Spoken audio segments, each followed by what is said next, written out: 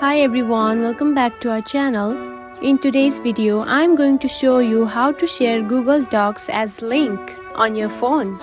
It is a very simple and easy process, so let's get started.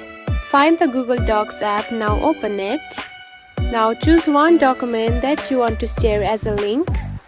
Choose one and tap on it. Now here you can find the three dot lines at the top right corner. Simply tap on it. Then here you can find the share and export button right here. Now select it. Then here you can find the option of copy link. Simply tap on it. Here you can see the link has been copied to clipboard. Now open wherever you want to send it and simply paste the link and simply send it. And that's it. This is how you can share Google Docs as link on your phone.